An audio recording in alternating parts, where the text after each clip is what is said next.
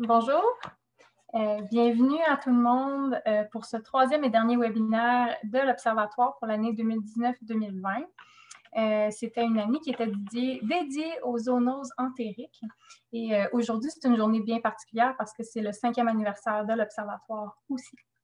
Mon nom est Danaëlle Page, je suis conseillère scientifique dans l'unité de surveillance, évaluation du risque et contrôle des maladies infectieuses à l'INSPQ. Je suis la co-coordonnatrice de l'Observatoire multipartite québécois sur les zoonoses et l'adaptation au changement climatique, dont la coordination est partagée entre l'INSPQ et la Faculté de médecine vétérinaire de l'Université de Montréal. Le webinaire d'aujourd'hui va être enregistré et on va pouvoir vous envoyer la présentation et le lien de l'enregistrement par courriel après. Autre information importante, sachez que ce webinaire n'est pas accrédité pour un crédit de formation. Pour assurer le bon fonctionnement du webinaire, j'ai quelques petites consignes techniques pour vous. Donc, d'abord, c'est possible de vous mettre, techniquement, ça devrait être déjà fait, mais en sourdine et d'éteindre vos caméras. La présentation devrait durer 40 minutes et il va y avoir une période de questions à la fin. On vous invite donc à utiliser la boîte conversation chat tout au long de la présentation là, si vous avez des questions. Mais aussi, lors de la période de questions, vous pourrez lever la main pour poser vos questions de vive voix si vous préférez. Il y aura aussi un lien vers un court questionnaire d'appréciation du webinaire qui va être placé dans la boîte chat à la fin de la présentation, mais aussi envoyé par courriel après le webinaire. On vous encourage à le remplir et vous aurez jusqu'au mardi 15 décembre pour le remplir. Donc, nos présentatrices aujourd'hui, d'abord, Caroline Huot, médecin spécialiste en santé publique et médecine préventive, diplômée de l'Université Laval. Elle a pratiqué de 2010 à 2018 à la DSP de la capitale nationale en maladies infectieuses et en santé environnementale. Elle fait maintenant partie de l'unité d'évaluation et soutien à la gestion des risques de la direction de la santé environnementale et de la toxicologie de l'INSPQ.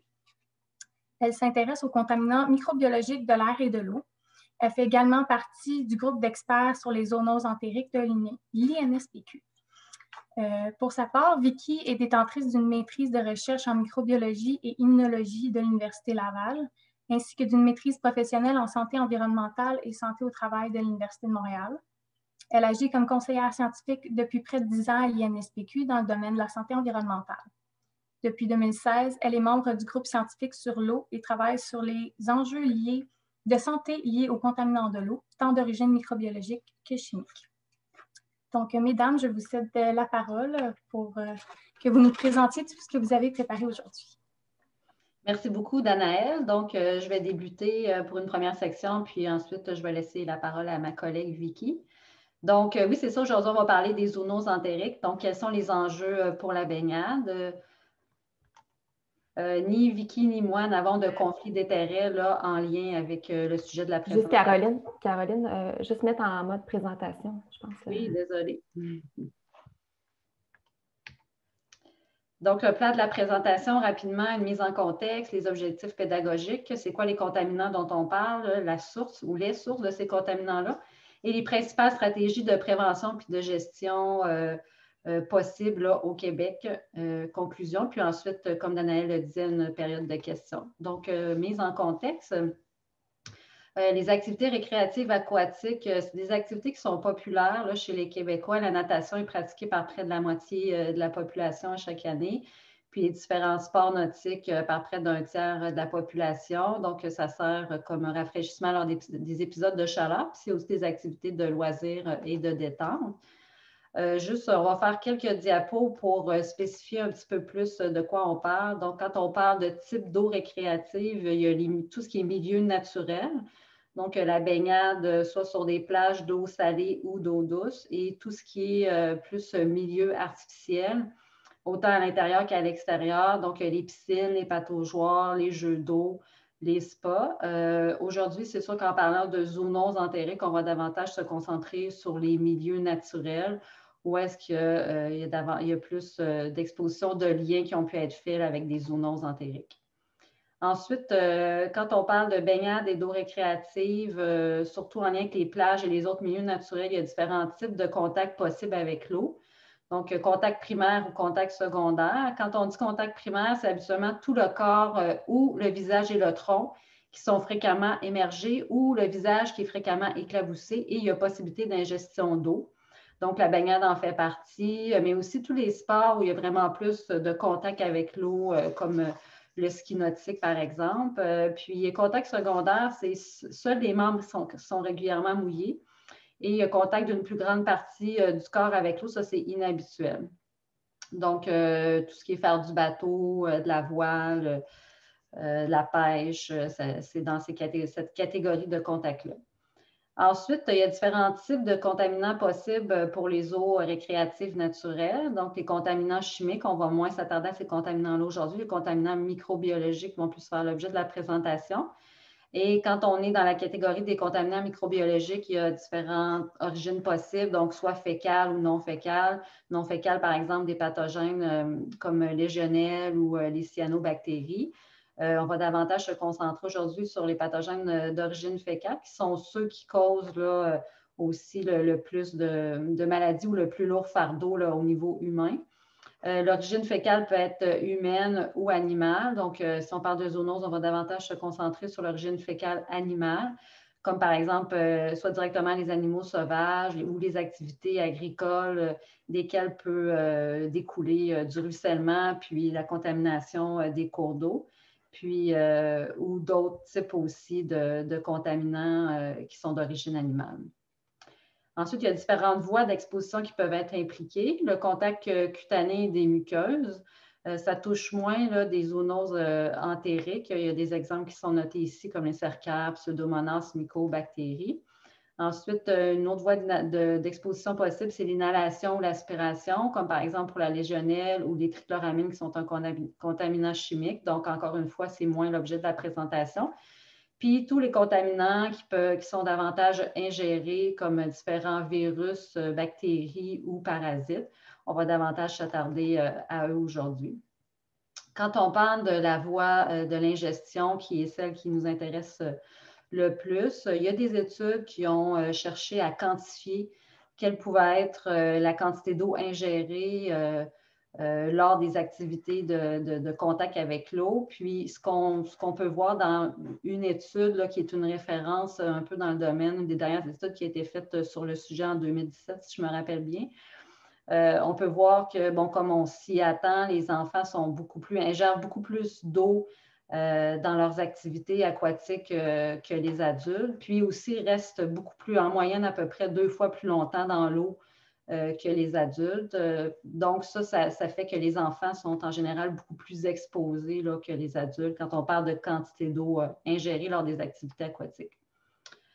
Maintenant, cette diapositive-ci, c'est pour nous rapporter au fait que bon, la majorité, je dirais, des cas qui sont documentés au Québec, c'est davantage au sein d'éclosions, donc des cas de maladies d'origine hydrique qui sont liés à des usages récréatifs. Il y a un rapport qui est fait bon, presque à chaque année là, sur, je pense que ça n'a pas été fait dernièrement, mais bon, habituellement, c'était assez documenté, là, les éclosions d'origine hydrique qui sont rapportées au Québec. Puis, ce qu'on voit sur ce graphique-ci, c'est que il y a à peu près, ça alterne d'année en année. Est-ce que l'origine de ces éclosions-là est davantage liée à l'eau potable qu'à l'eau récréative?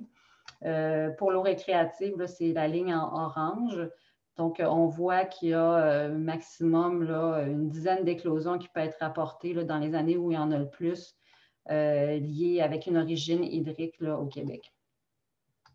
Ensuite, si on regarde de plus près ces éclosions-là étaient pour quel type d'installation récréative, on voit que les plages là, ou les milieux naturels sont responsables d'à peu près du tiers des éclosions liées aux eaux récréatives au Québec pour à peu près 200 personnes impliquées.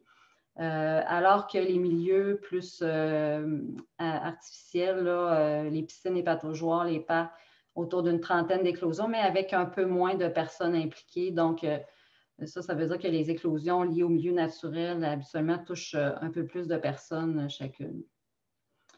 La définition qu'on a adoptée pour la présentation, c'est celle qui était proposée par le groupe d'experts sur les zoonoses entériques là, dans le portrait sur les zoonoses qui a été publié en 2020. Donc, une zoonose entérique, c'est une maladie ou une infection qui est causée par l'ingestion de virus, bactéries ou parasites qui se transmettent naturellement entre les animaux et les humains. Et la transmission d'agents infectieux peut survenir suite à une exposition aux aliments, à l'eau, donc ce à quoi on va davantage s'attarder aujourd'hui, aux animaux ou à un environnement contaminé. Les différents risques pour la santé des maladies d'origine hydrique qui peuvent être liées aux usages récréatifs, donc ils sont divers, mais c'est sûr que quand on parle de zoonose entérique, on va davantage parler aujourd'hui de maladies gastro-intestinales aiguës, mais comme on a pu le voir plus haut, il y a différentes voies d'exposition, puis ces maladies-là peuvent aussi être des maladies respiratoires, des maladies cutanées, puis aussi des complications possibles là, de zoonose entérique, comme des complications rénales et hépatiques.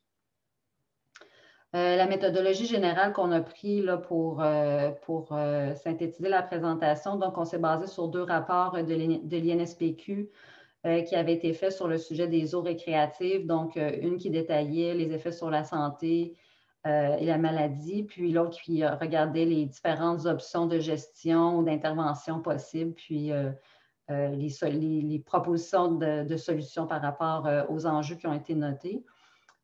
Puis, on a aussi fait un survol de la littérature scientifique et grise pour ajouter de l'information un petit peu plus récente, entre autres sur le sujet de quels contaminants sont impliqués, mais aussi surtout la source des contaminants.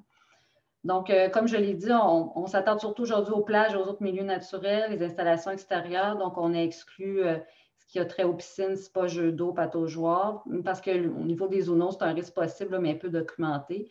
Puis, on ne s'est pas attardé non plus aux installations intérieures. Donc, pour ce qui est des objectifs pédagogiques de la présentation, on regarde des zoonoses entériques transmises par les eaux récréatives, identifier les contaminants impliqués dans des éclosions, décrire les sources possibles de ces contaminants, puis résumer les principales stratégies de prévention et de gestion des risques à la santé. Donc, pour ce qui est des contaminants impliqués, on va y aller avec une première petite question quiz, là, si vous êtes d'accord, pour vous mobiliser un peu puis mettre un petit peu d'action. Donc, c'est quoi le contaminant microbiologique d'origine zoonotique qui cause le plus de cas dans les éclosions de maladies entériques liées aux eaux récréatives documentées aux États-Unis? Donc, selon vous.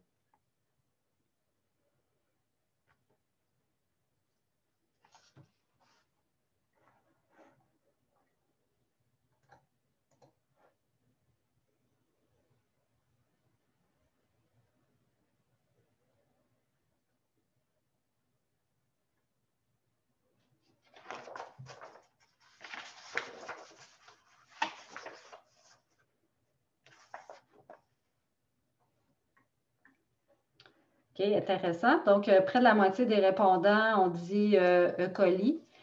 Sinon, il y avait aussi Cryptosporidium puis Campylobacter, là, qui est une réponse choisie par quelques personnes. C'est super intéressant parce qu'en tout cas, aux États-Unis, pour les éclosions de maladies entériques, ce qui cause le plus de cas, ce qui est documenté, en fait, c'est Shigella. Donc, on va le voir un petit peu plus loin là, dans une autre diapositive, suivi de Cryptosporidium, ensuite E. coli, puis finalement Campylobacter, là, qui est peu documenté aux États-Unis. OK. Donc, qu'est-ce qui est documenté justement comme agent soupçonné au niveau des zoonoses pour les eaux récréatives? Donc, dans son rapport en 2017, l'INSPQ disait qu'il y avait une origine récréative pour des pathogènes comme l'hépatite E, Campylobacter, Cryptosporidium et Giardia. Santé Canada, dans son rapport en 2012, spécifiquement sur les eaux récréatives, parlait qu'il y avait des éclosions documentées pour E. coli, Leptospira, Crypto et Giardia. Et des pathogènes comme Campylobacter et Salmonelle étaient souvent détectés dans les eaux de surface. Puis l'OMS, en 2003, dans son rapport aussi sur les eaux récréatives, parlait d'un risque plausible pour l'hépatite E, Campylobacter et Salmonelle et faisait état d'éclosions qui étaient documentées justement aux États-Unis, Giardia, Cryptosporidium, Leptospira, E. coli. Donc, il y a quand même une variété de pathogènes, soit soupçonnés ou qu'il y a vraiment des éclosions qui ont été documentées dans les eaux récréatives. Plus près de nous, au Québec, Les agents qui ont été soupçonnés là, dans les éclosions d'origine hydrique liées au milieu naturel.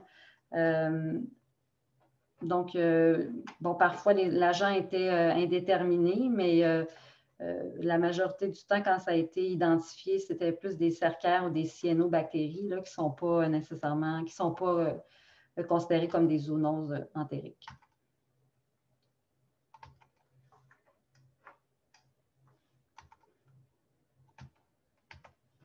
Excusez la OK. Donc, justement, aux États-Unis, donc on revient à notre petite question quiz qui a été plus documentée là, chez nos voisins américains au niveau des pathogènes liés aux eaux récréatives. Donc, ça, c'est tout confondu, là, les milieux qui sont plus... non, en fait, excusez, c'est des milieux qui ne sont pas traités, donc c'est davantage des milieux naturels. Donc, il y a E. coli là, qui est documenté, Shigella qui cause des éclosions aussi, Cryptosporidium, puis je me concentre davantage sur les zoonoses entériques. Puis ça, c'est au niveau du nombre d'éclosions. Puis au niveau des cas, ben c'est ça, c'était vraiment l'objet de la question plus tôt. Là, fait que Shigella cause le plus de cas liés à ces éclosions-là. Suivi de Cryptosporidium, E. coli, puis finalement Campylot qui cause relativement peu de cas.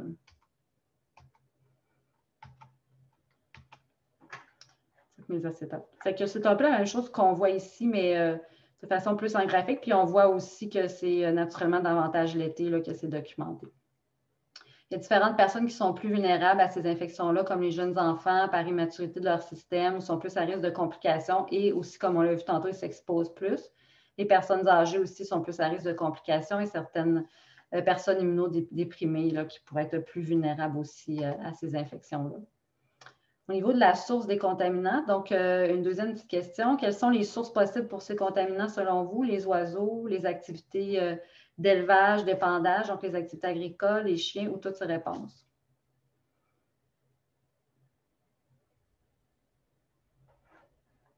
Je ne vois pas le son. OK, c'est bon.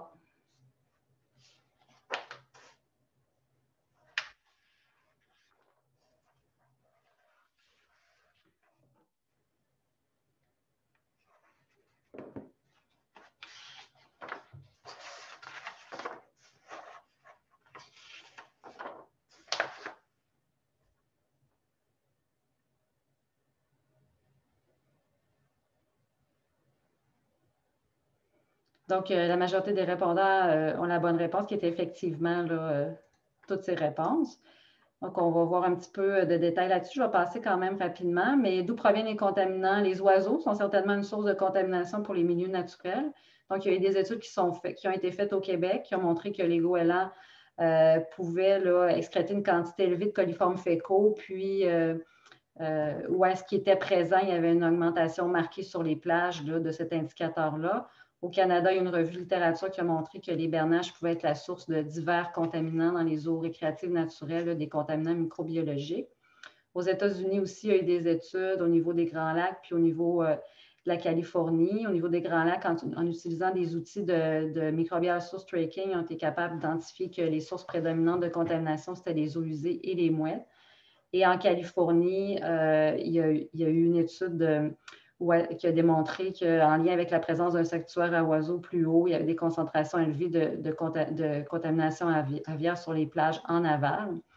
Il y a des activités agricoles aussi, comme on disait, donc il y a des études qui ont été faites au Québec qui ont montré qu'il y a une grande proportion des plages qui étaient contaminées par E. coli et que c'était plus élevé la contamination où est-ce que les territoires, où est-ce qu'il y avait un pourcentage élevé du territoire qui était utilisé pour étendre du lisier. Puis, dans une autre étude là, par le même auteur en 2011, encore au Québec, ce qui était associé à des niveaux de coliformes fécaux des plages, c'était la présence de production de ruminants à l'intérieur de 2 km. Et aussi le fait que la plage soit en aire urbaine versus rurale. Les activités agricoles, ça a été documenté aux États-Unis aussi, en Nouvelle-Zélande. Donc, aux États-Unis, on a démontré la présence de virus bovins jusqu'à un tiers des échantillons sur des plages. Et en Nouvelle-Zélande, le Campylobacter qui a été identifié dans 20 des sites échantillonnés sur des sites de baignade très fréquentés, et c'était des souches qui étaient associées aux poulets et aux ruminants. Il y a d'autres études qui ont identifié plus des sources multiples, comme des marqueurs de contamination qui étaient liés aux chiens ou aux oiseaux, et qui concluaient que l'environnement influence fortement la source de contamination.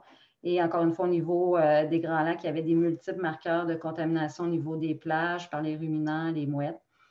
Donc, il y a différentes méthodes qui sont utilisées, comme vous avez pu le voir un petit peu dans les études que je viens de décrire, pour identifier les sources de contamination, soit qu'on identifie les pathogènes spécifiques avec des marqueurs moléculaires, ou soit qu'on peut y aller aussi avec des marqueurs qui sont spécifiques à une source, avec la méthode de microbial source tracking. Il y a aussi des bases de données qui ont été exploitées dans différentes études plus écologiques là, pour tenter de faire des liens, comme vous avez vu, entre l'exploitation du territoire et la contamination des plages. Donc, en résumé, on s'est davantage attardé au milieu naturel.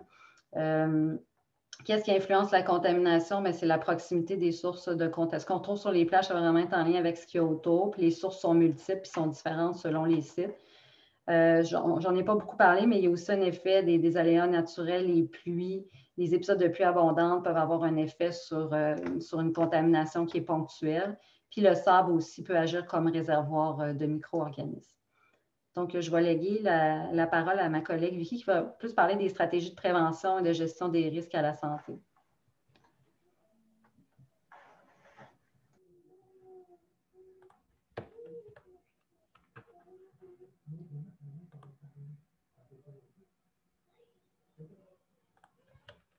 J'essaie de voir, je n'ai pas le contrôle, je pense.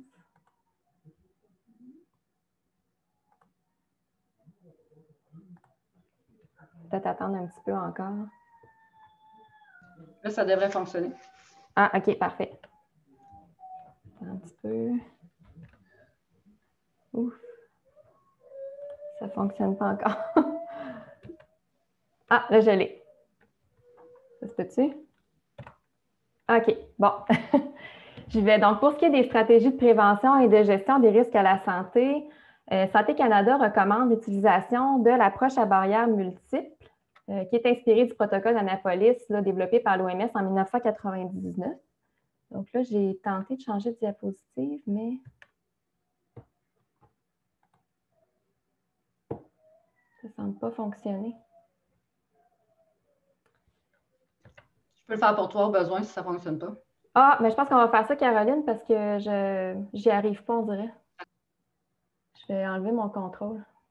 Donc, tu peux changer de diapositive. Donc, l'approche à barrières multiples, en quoi ça consiste exactement? C'est le fait d'agir sur une multitude de facteurs qui, une fois mis ensemble, vont permettre de mieux prévenir les risques à la santé.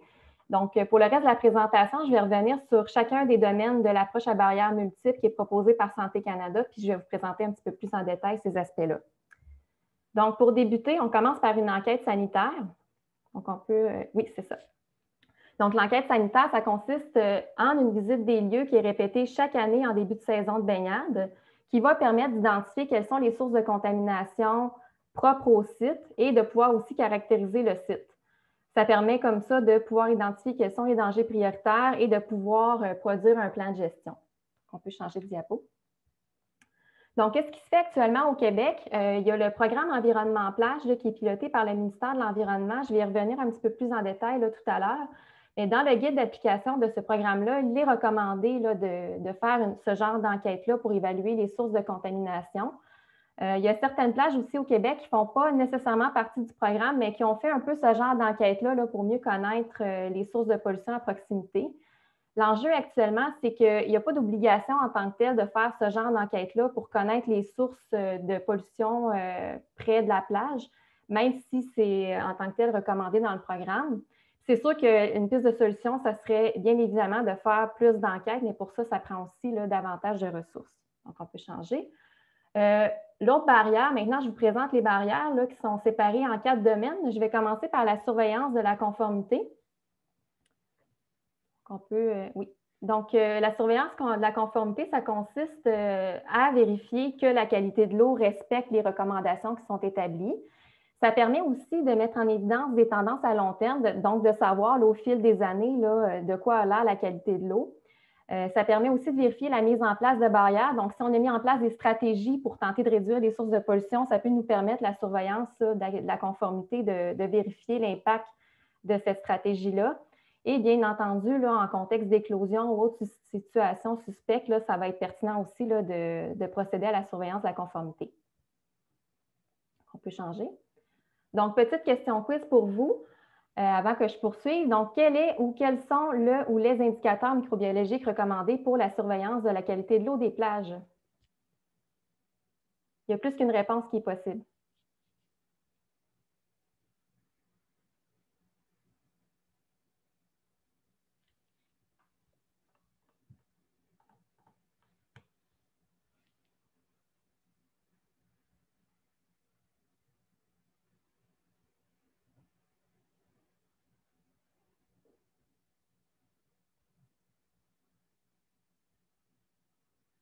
Donc, je vois les réponses obtenues. Donc, la majorité a répondu E. coli et ensuite les entérocoques.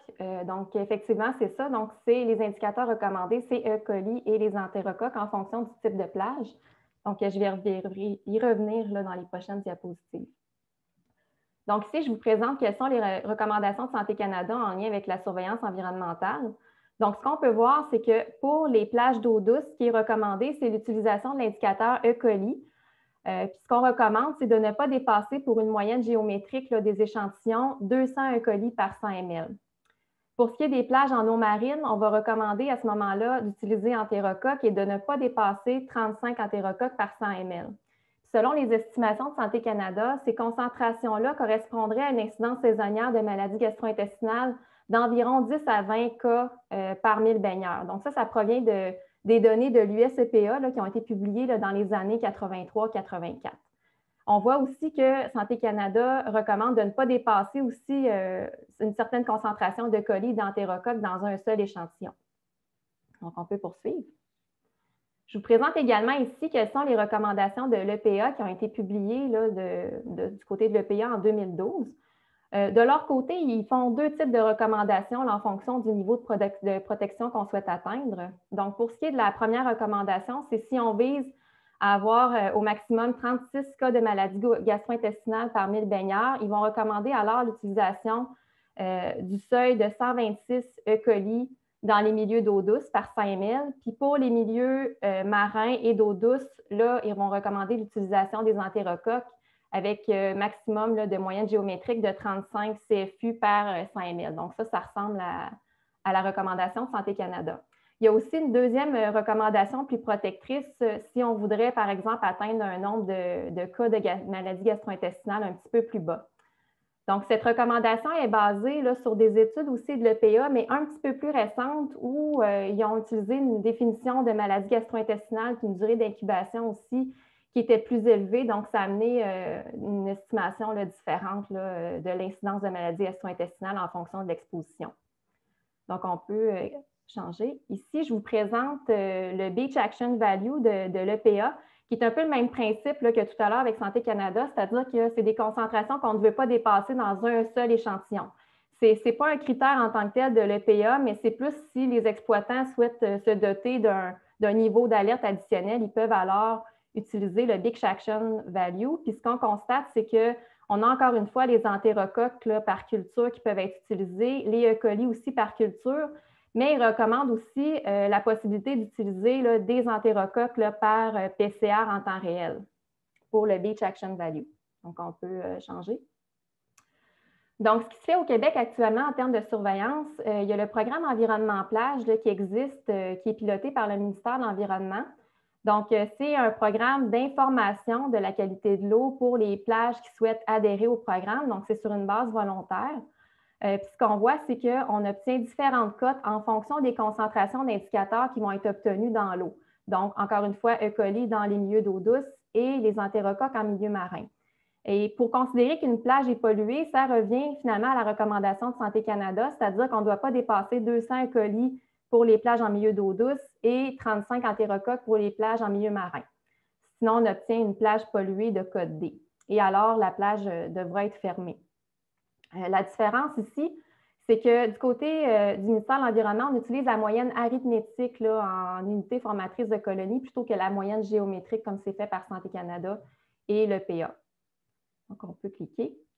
Juste pour vous donner une idée, à l'été 2019, on avait 207 plages qui ont été échantillonnées là, selon le ministère de l'Environnement, dont 17 qui ont été fermées là, pour cause que les concentrations d'indicateurs étaient trop élevées. Puis vous avez ici à peu près le pourcentage là, de plages là, qui ont obtenu les différentes cotes. Donc, selon les estimations, là, en 2016, j'avais eu comme information, c'est environ 600 plages là, qui pouvaient être admissibles au programme. Donc, c'est à peu près un petit peu plus que le tiers là, des plages admissibles là, qui étaient participantes au programme en 2019. Donc, on peut changer. Les enjeux en lien avec la surveillance, bien, en fait, il y a déjà le critère, là, le seuil de 200 E. coli par 100 ml. On peut se questionner s'il y aurait besoin d'une mise à jour, considérant qu'il y a des nouvelles études épidémiologiques qui ont été publiées depuis la recommandation de Santé Canada. L'autre chose aussi, c'est que la qualité microbiologique peut varier beaucoup dans le temps et dans l'espace, comme le dit Caroline, en fonction de divers facteurs environnementaux, notamment les pluies abondantes, qui peuvent avoir un effet sur les débordements d'eau usée ou encore sur le ruissellement, puis qui va venir avoir un impact là, sur la qualité de l'eau.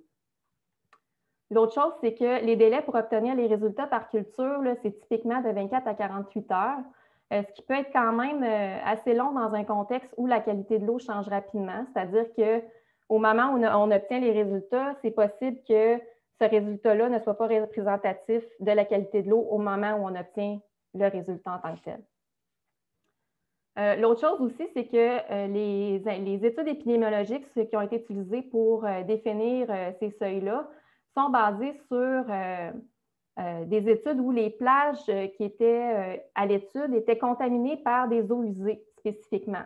Donc, on peut se demander si c'est bien corrélé avec d'autres types de contamination comme la contamination d'origine animale. Et l'autre chose aussi, c'est que la surveillance actuellement est sur une base volontaire au Québec. On peut changer. Je vous présente ici des pistes de solutions potentielles. Donc, il y a des méthodes de surveillance rapide là, qui sont soit disponibles ou en cours de développement. Notamment, il y a le PCR en temps réel là, qui permet d'obtenir des résultats en moins de 4-5 heures. Et il y a l'EPA qui a d'ailleurs développé une méthode, là, comme j'en ai parlé tout à l'heure. Il y a aussi d'autres technologies là, qui sont à l'étude. Je vous présente notamment là, une étude qui a été faite, là, qui a été publiée cet été, là, qui a été faite à Montréal, entre autres, où ils ont évalué la détection de l'enzyme bêta-D-glucuronidase et ils obtenaient des résultats là, dans ce cas-ci en moins d'1 heure. Par contre, il y a quand même des enjeux en lien avec ces méthodes-là, c'est-à-dire qu'il faut vraiment évaluer l'applicabilité de chacune de ces méthodes-là pour le site en particulier. Dans le cas du PCR en temps réel, par exemple, le PA recommande vraiment de faire une analyse spécifique au site avant de l'évaluer. Puis même chose aussi pour le bêta-D-glucuronidase, où ils ont montré que les seuils étaient définis en fonction du site. Donc, on a vraiment l'avantage de la rapidité avec ces méthodes-là, mais ça nécessite quand même beaucoup de ressources. Là, ça prend beaucoup de données, beaucoup d'études pour pouvoir les utiliser, puis aussi une certaine expertise. Dans les autres solutions potentielles, on peut aussi procéder à la surveillance de certains paramètres environnementaux. Par exemple, je vous présente des exemples québécois ici. Là, il y a une plage où ce qu'ils ont fait, c'est qu'ils ont évalué l'impact de la quantité de pluie tombée sur les débordements eaux usées. Ils étaient capables de savoir quels étaient l'impact sur la qualité de l'eau ultimement. Donc, ils savaient à partir de quelle quantité de pluie tombée ils devaient fermer ou non la plage où il y avait un dépassement là, du critère de qualité. Il y a aussi des modèles prédictifs là, qui existent, là, qui sont basés sur divers paramètres. Donc, on peut intégrer dans ce genre de modèle-là la quantité de pluie tombée, les marées et autres modèles. Et ça permet d'estimer si la plage devrait être fermée ou non en fonction de ces critères-là. Il y a l'EPA aussi là, qui a produit un guide pour développer ce genre de modèle prédictif-là. Mais encore une fois, c'est des stratégies très, très intéressantes, mais ça prend beaucoup, beaucoup de données pour être capable de vraiment voir quel genre de modèle on va être capable de mettre en place parce qu'un modèle pour une plage ne sera pas nécessairement applicable à une autre. Là. Dans le fond, ça dépend vraiment là, des caractéristiques des plages. Donc, on peut changer.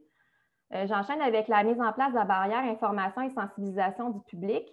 Donc, en quoi ça consiste? C'est d'informer les baigneurs sur la qualité de l'eau. Donc, objectifs là, qui relèvent de l'exploitant. Ce qu'on vise aussi à faire, c'est de sensibiliser les baigneurs sur les bons comportements adoptés. Et il y a divers moyens qui peuvent être utilisés pour faire ça, donc des affiches sur les sites de baignade, les médias, il y a des programmes de certification aussi qui peuvent être utilisés.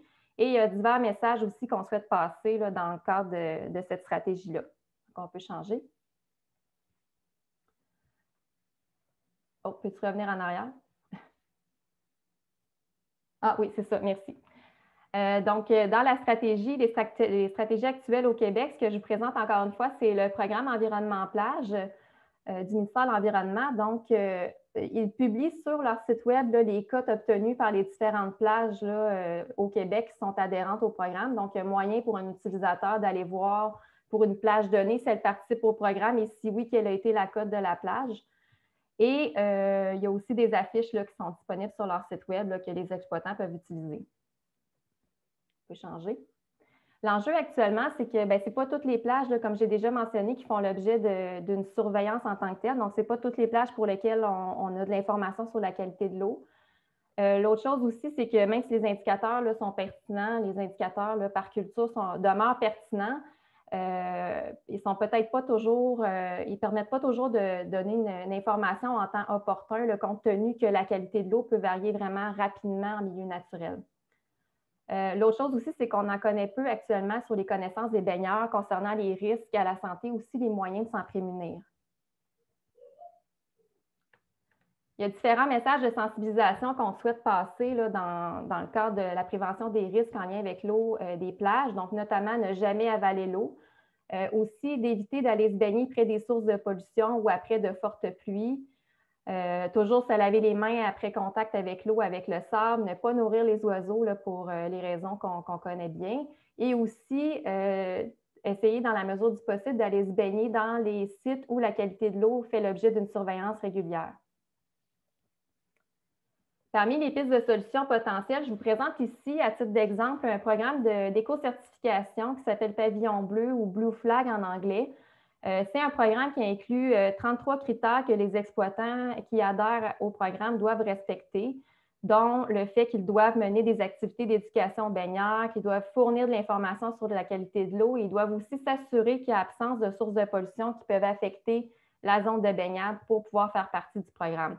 Donc, au Québec, actuellement, il y a une plage qui fait partie de cette certification-là. On peut changer. Je vous présente aussi un autre programme d'information intéressant qui vient cette fois-ci de l'Australie. Donc, il y a 3 types d'informations qui peuvent être véhiculées via ce programme-là. Tu peux changer. Donc, la première information, c'est une classification annuelle. Donc, c'est le minimum qui est requis d'information pour les baigneurs. Cette classification est basée d'abord sur une inspection sanitaire du site, mais aussi sur des données historiques de la qualité de l'eau des dernières années. Fait que ça permet de classer là, la plage là, en fonction de son niveau de pollution habituel. Il y a aussi un système étoile qui est basé sur les résultats des derniers prélèvements qui ont été faits à la plage. Et on a enfin les conditions de la journée qui sont basées sur une modélisation prédictive de la qualité de l'eau. On peut changer. J'enchaîne maintenant avec le volet avis et intervention de santé publique qui consiste à donner un rôle conseil là, sur les mesures à prendre s'il y a présence de risques à la santé. C'est aussi là qu'on va procéder à la surveillance des maladies d'origine hydrique, dont celles provenant qui peuvent être associées à la qualité de l'eau des plages. Et enfin, il peut y avoir des enquêtes épidémiologiques qui sont réalisées là, si c'est jugé nécessaire. Donc, ce qui se fait actuellement à ce niveau-là, les signalements sont faits aux directions de santé publique s'il y a des maladies ou situations problématiques en lien avec la qualité de l'eau des plages, notamment. Et ça peut mener à une enquête. Pour ce qui est de la surveillance des éclosions de maladies d'origine hydrique, la manière dont ça fonctionne, ce sont les intervenants de santé environnementale des directions de santé publique qui, chaque année, sont invités à compléter un questionnaire pour pouvoir apporter là, les différentes éclosions de maladies d'origine hydrique. Donc, vraiment, la majorité des données de la surveillance proviennent de ce questionnaire-là complété par les intervenants. On a aussi quelques éclosions qui peuvent provenir des rapports du MAPAC sur les toxines, infections alimentaires et hydriques et aussi quelques éclosions qui proviennent du registre d'éclosion des maladies à déclaration obligatoire qui sont classées hydriques. L'enjeu, ben, parmi les enjeux du moins, c'est que, ben, comme vous le savez, les maladies ne sont pas toujours portées à l'attention des directions de santé publique. D'une part, elles sont souvent sous-diagnostiquées, donc on ne va pas toujours consulter pour une maladie gastro-intestinale et donc elles sont sous-rapportées aussi aux autorités. Au regard de la caractérisation, c'est que peu d'analyses cliniques et environnementales qui sont effectuées là, dans le cadre des éclosions pour mieux documenter là, la force de la preuve. Par contre, il y a aussi la problématique que les pathogènes vont souvent être trouvés en faible concentration dans l'eau. Donc, ils peuvent être difficiles à détecter et les méthodes aussi pour les détecter ne sont pas toujours fiables. Par exemple, si on passe à Cryptosporidium, la méthode de l'EPA 1623 va permettre là, la détection là, entre 33 et 100 des oocytes dans l'eau. Donc, il est possible qu'on n'en détecte pas, mais qu'il y en avait néanmoins dans l'eau, surtout s'ils sont présents en faible concentration, finalement. On peut changer. Parmi les pistes de solutions potentielles, c'est sûr que pour favoriser la déclaration des éclosions, d'avoir une meilleure sensibilisation des usagers, des exploitants, aussi des cliniciens sur le fait que la qualité de l'eau peut avoir un impact sur la santé, ça pourrait aider dans la déclaration. Puis au niveau de la caractérisation des éclosions, on avait déjà fait un sondage il y a quelques temps là, auprès des directions de santé publique là, pour savoir qu'est-ce qu'ils souhaiteraient avoir comme soutien à cet égard-là. Puis ils disaient que d'avoir des ressources et outils pour mieux les aider dans l'intervention, c'était une des pistes de solution là, qui était ressortie à ce moment-là. C'est sûr que de faire plus de prélèvements pour être capable de vraiment faire le lien entre la qualité de l'eau et la santé, ça serait intéressant et plus rapidement aussi en temps opportun, mais avec les limites aussi là, dont j'ai parlé là, tout à l'heure. Donc, j'enchaîne maintenant avec la dernière barrière qui est la maîtrise des dangers. Donc, ça consiste à mettre en place des mesures concrètes pour réduire les risques qui vont être bien entendu spécifiques à chaque plage parce que d'une plage à l'autre, on n'aura pas nécessairement les mêmes sources de pollution. Donc, ça peut consister, par exemple, en l'éloignement des oiseaux, si c'est ça la problématique, ou encore au traitement et la gestion des débordements des eaux usées. Et dans certains cas, la mise en place de telles mesures peut nécessiter une collaboration intersectorielle. Donc, c'est ce qui se fait actuellement en termes de stratégie, de maîtrise des dangers. Comme j'ai déjà mentionné, le programme Environnement Plage là, prévoit des fermetures si les concentrations d'indicateurs dépassent un certain seuil, donc si on obtient la cote D. Puis il y a aussi un soutien qui peut être offert là, si jamais la plage là, a une cote D là, de façon persistante, là, pour, notamment au regard de la recherche de la source. Le guide d'application du programme, il recommande aussi de mettre en place un protocole de fermeture préventive lorsqu'il y a des fortes pluies, si c'est nécessaire pour le site, parce que les pluies ne vont pas forcément influencer de cette façon-là toutes les plages. Puis, comme je vous ai déjà montré, il y a certaines plages au Québec qui ont déjà ce type de protocole-là. On peut changer. L'enjeu aussi en lien avec la maîtrise des dangers, c'est qu'il n'y a pas d'obligation au regard de l'aménagement. Donc, on n'est pas tenu qu'il y ait absence de sources de pollution à proximité là, pour aménager une plage. Il n'y a pas d'obligation non plus d'intervention pour la maîtrise des dangers. Mais c'est sûr que si on fait partie du programme et qu'on a toujours une cote D, on va devoir là, trouver une solution à cet égard-là. Et c'est sûr que la pertinence des mesures est vraiment spécifique à chaque site, donc ça demande quand même d'avoir une bonne connaissance du site là, pour mettre en place les bonnes mesures. Je vous présente ici une piste de solution potentielle, là, un exemple d'une étude où ils ont testé c'était quoi l'impact d'éloigner des oiseaux avec l'aide des chiens sur la qualité de l'eau des plages. Puis, ce qu'ils ont constaté, c'est qu'une diminution de 50 des goélands à cette plage-là avait amené une réduction de 38 des entérocoques et de 29 des E. coli. Puis, ils ont aussi constaté, là, avant l'intervention, ils détectaient certains pathogènes dans l'eau, puis une fois l'intervention faite, ils n'en détectaient plus du tout. On peut changer. Donc, ça m'amène à conclure. Donc, les principaux constats, finalement, ce qu'on constate, c'est qu'il y a certaines zoonoses qui peuvent être transmises par les eaux récréatives. Les sources animales, c'est surtout les oiseaux et l'agriculture, et l'importance de ces sources va varier en fonction des plages.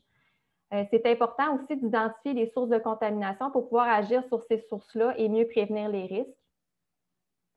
Il y a plusieurs plages au Québec actuellement qui ne font pas l'objet d'une surveillance. Donc, on peut se demander, est-ce qu'il y aurait lieu d'essayer de favoriser l'adhésion des exploitants à un programme, là, que ce soit Environnement Plage ou un autre, ou est-ce qu'on devrait obliger les exploitants à adopter un programme de surveillance?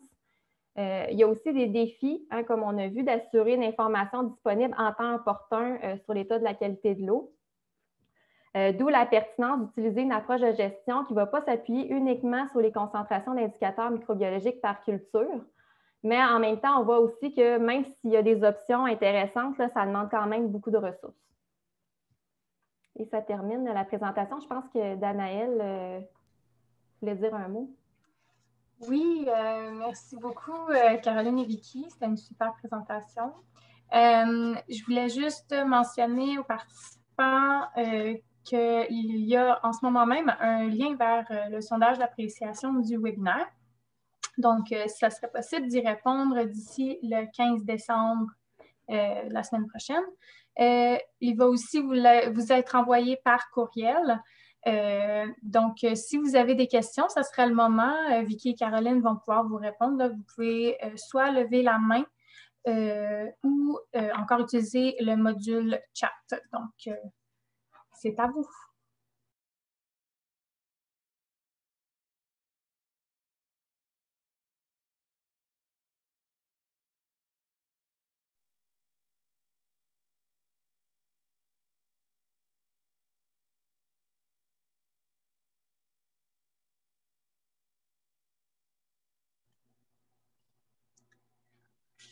En attendant que les gens se dégênent, si vous voulez, j'avais une petite question de préparer. Dans le fond, je voulais savoir dans quelle proportion des éclosions au Québec un agent est identifié dans la source environnementale?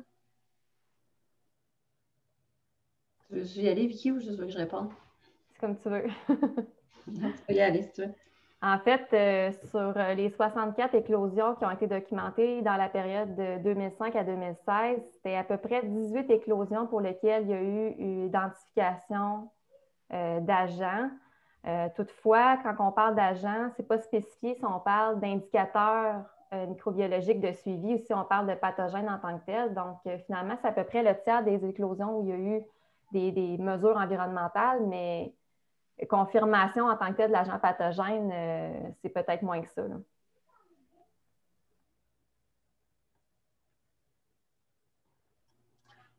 Il y a une question d'Annie Fréchette dans le chat.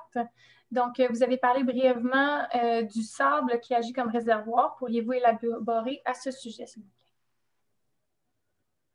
Oui, c'est ça. Ben, je sais que ça a été démontré dans les études. C'est ça que les plages faites de sable pouvaient être contaminées là, par les différentes sources dont on a parlé, puis que cette contamination-là pouvait persister au-delà de la présence de la source de contamination. Mais je n'ai pas là, plus de détails. Je ne sais pas si Vicky, toi, tu en as par rapport à une étude spécifique ou. Oui, je me souviens d'avoir lu une justement sur les oiseaux, là, que ben, c'est bien entendu, ils vont se tenir beaucoup au niveau des plages. Là, donc, c'est sûr que ça peut avoir un impact sur la qualité du sable. Puis, je me souviens aussi que les auteurs notaient une certaine préoccupation par rapport aux enfants qui jouent beaucoup dans le sable, puis que c'était quelque chose à surveiller à cet égard-là. Il y a une question de Philippe Robert aussi. Est-ce qu'il y a eu des études comparatives des réglementations entre les provinces canadiennes, par exemple, avec l'Ontario?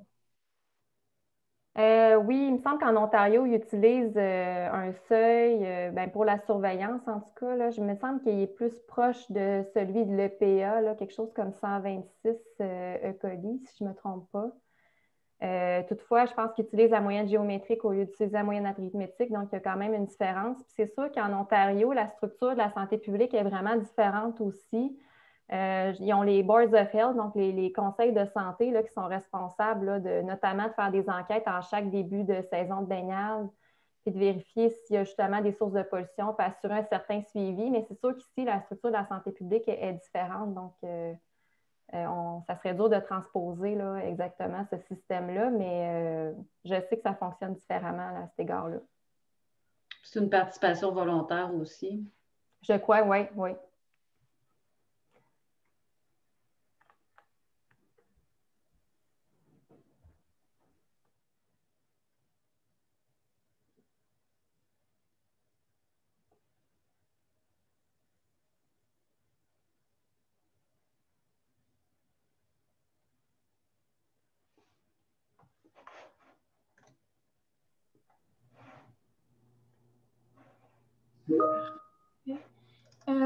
Donc, pour l'instant, je ne vois pas d'autres questions.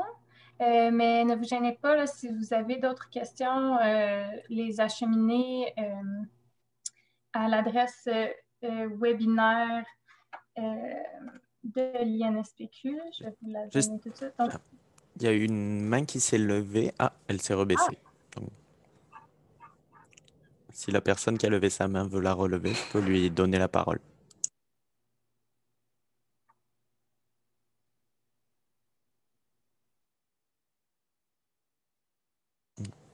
Sûrement une erreur, je pense. Il n'y a aucun problème. Donc, s'il y a d'autres questions, il y a moyen de les acheminer à l'adresse de l'INSPQ, donc webinaire@inspq.qc.ca et on va pouvoir les acheminer aux présentatrices là, pour qu'elles puissent vous répondre. Donc,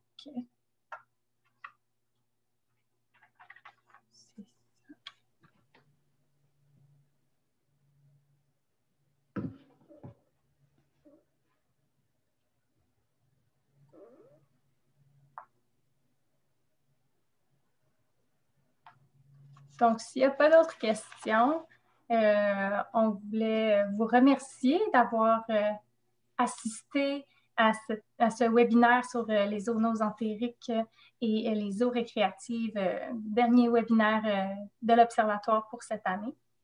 Donc, on vous souhaite un très bel après-midi et à peut-être une prochaine fois. Merci. Merci.